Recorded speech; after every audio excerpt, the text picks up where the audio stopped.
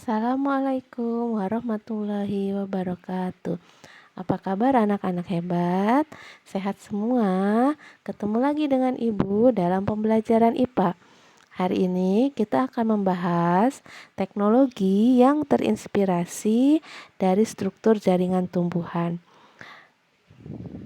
Untuk apa kita mempelajari teknologi yang terinspirasi dari jaringan tumbuhan? Pertama, kita akan mengetahui berbagai jenis teknologi yang terinspirasi dari jaringan tumbuhan. Dan kita juga bisa memanfaatkannya.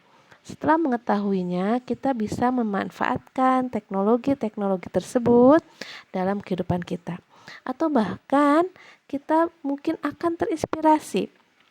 Mudah-mudahan sih kita semua terinspirasi dan bisa menciptakan teknologi kreatif dan inovatif kelak di masa depan yang terinspirasi dari tumbuhan atau dari lingkungan dan atau dari alam sekitar. Nah, yang pertama, apa saja teknologi yang terinspirasi dari tumbuhan? Yang pertama di sini perhatikan, yaitu ini ya, pemasangan batu bata ternyata terinspirasi dari struktur jaringan epidermis yang tersusun rapi dan padat. Kita lihat batu bata tersusun rapi, epidermis juga ini jaringannya tersusun dengan rapi, padat. Kita tahu epidermis itu adalah jaringan pelindung yang susunannya tentunya harus rapi, padat, dan tidak ada celah sehingga kokoh, seperti batu bata yang menyusun rumah kita, tidak ada celah, kokoh sehingga rumah kita bisa kokoh. Selanjutnya, yang kedua, ada pondasi cakar ayam. Nah, kalau kita mau bikin rumah, tentunya harus menggunakan pondasi yang kuat. Namanya itu pondasi cakar ayam. Ini ditemukan oleh Dr. Insinyur nih ya, Sudijatmo. Nah, beliau menemukan pondasi cakar ayam ini ternyata terinspirasi dari struktur akar kelapa yang bentuknya serabut tetapi kokoh, menembus ke dalam tanah. Nah, ya, jadi beliau terinspirasi dari struktur akar kelapa yang menginspirasi membentuk pondasi cakar ayam. Selanjutnya, ada panel listrik tenaga surya. Nah, panel listrik tenaga surya ini untuk membangkitkan tenaga listrik. Ya, kalau kita tahu PLTA, tenaga listrik air, PLTU, pembangkit listrik tenaga uap, ya sudah tidak aneh. Nah, ternyata sekarang itu banyak dibangun teknologi tenaga surya. Ya, ada namanya panel listrik tenaga surya atau panel surya. Ini gambarnya. Nah, jadi panel surya ini yang seperti kaca ini menangkap panas matahari lalu diubah menjadi energi listrik. Ternyata ini sudah dilakukan oleh tumbuhan anak-anak.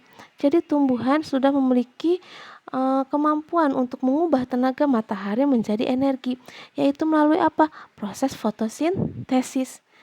Kan dengan adanya klorofil di daun ya, maka klorofil akan menyerap energi matahari dan mengubahnya menjadi energi untuk fotosintesis. Itu energi panas. Nah, maka banyak manusia atau para ilmuwan yang terinspirasi untuk menciptakan panel surya mengubah energi matahari menjadi listrik. Ya, ternyata itu terinspirasi dari proses atau kerja palisade daun dalam fotosintesis. Ya, jadi panel surya ini terinspirasi dari fotosintesis. Selanjutnya, ada air mancur. Oh, kalau kita lihat air mancur indah ya. Dan sumur bor juga. Ini terinspirasi dari konsep kapilaritas jaringan silem. Jadi jaringan silem saat menyerap air dari dalam tanah, dari dalam melalui bulu-bulu akar itu ya. Nah, itu menerapkan konsep kapilaritas yang diterapkan pada teknologi air mancur dan sumur bor. Selanjutnya, ada teknologi apa ini? Sensor cahaya pada lampu jalan.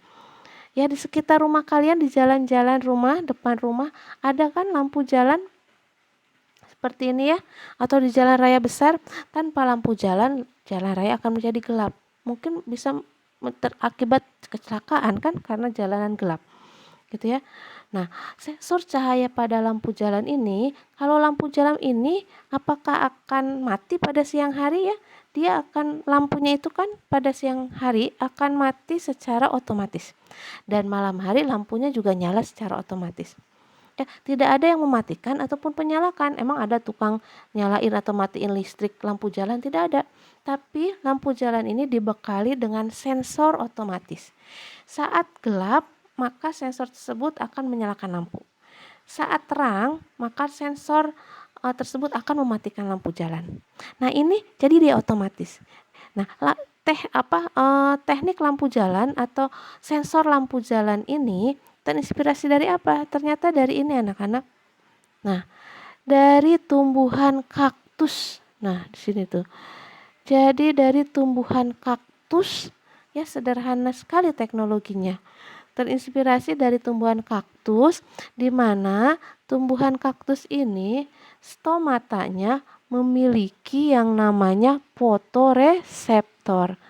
Nah, tuh ya. Jadi ini stomata kaktus memiliki sel-sel fotoreseptor yang peka terhadap sinar matahari.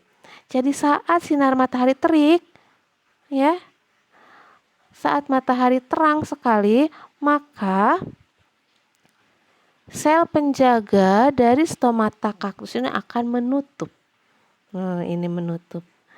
Tetapi jika mataharinya redup atau cahaya kurang, maka stomata ini sel penjaganya akan membuka. Seperti ini ya. Nah, itulah bagaimana kerja dari stomata kaktus, fotoreseptornya yang menginspirasi teknologi pada lampu jalan, reseptor pada lampu jalan yang bisa hidup atau mati tergantung pada suasana gelap ataupun terang dari lingkungan. Oke, lanjut ya. Lalu ada teknik pemurnian air. Nah, mungkin ada juga produk untuk pemurnian air. Ya, ini terinspirasi dari apa teknik pemurnian air? Ternyata dari eceng gondok. Jadi akar eceng gondok ini memiliki yang namanya aquaporin yang bisa memurnikan air seperti itu. Nah, ini diterapkan pada mesin ataupun alat pemurni air. Ya. Lalu ada yang namanya cat pengkilap mobil. Nah, mungkin yang punya kendaraan ya ataupun motor, mobil, biar bodinya mobil itu mengkilap seperti ini ya, atau bodi motor kendaraan ini mengkilap, itu menggunakan cat khusus, cat pengkilap mobil. Nah, cat pengkilap mobil ini terinspirasi dari apa? Ternyata terinspirasi dari ini, daun talas. Daun talas ataupun daun teratai memiliki kutikula atau lapisan kutikula yang tebal. Apa itu kutikula? Zat lilin, ya, pelindung pada daun tumbuhan berupa zat lilin yang tahan air. Sehingga kalau daun talas itu, kalau air nempel di daun talas tidak akan membasahi daun talas, tapi akan terjatuh. Karena kutikula daun talas itu sangat tebal. Nah, ini menginspirasi pembuatan cat mobil yang terbuat dari wax atau lilin, sehingga mobil menjadi mengkilap seperti itu, gencreng gitu ya, mengkilap dan tidak mudah kotor, mudah dibersihkan seperti itu ya.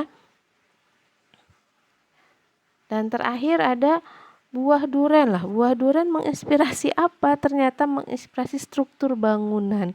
Ada bangunan seperti ada. Ini adalah gedung Esplanade. Ini strukturnya terinspirasi dari bentuk buah duren. Nah, terakhir nanti ini ada tugas nanti dikerjakan. Kalian tinggal memasangkan di sebelah kiri ini ada teknologinya. Nah, ini teknologinya. Sebelah kanan ini ada tumbuhannya. Ya, contoh kalian pasangkan nih teknologi yang betul. Yang nomor 1 misalnya ya, panel surya. Tadi masih ingat panel surya terinspirasi dari apa panel surya? Nah, pasangkan ke sini panel surya terinspirasi dari proses fotosintesis tumbuhan. Dan yang lainnya pasang-pasangkan seperti itu. ya di buku catatan nanti dikumpulkan. Oke, terima kasih. Demikian penjelasan dari Ibu dan tugas yang harus dijelaskan. Mudah-mudahan bisa dipahami dan bermanfaat. Ternyata alam sekitar memberikan kita berbagai macam ilmu pengetahuan. Ya, berbagai asalkan apa? Asalkan kita mau mempelajarinya, mau menggali, mau membaca alam sekitar dengan bijaksana. Ya, sehingga terinspirasi untuk membuat suatu karya, membuat suatu inovasi yang kreatif untuk kehidupan kita yang lebih baik. Ya, terima kasih. Wassalamualaikum warahmatullahi wabarakatuh.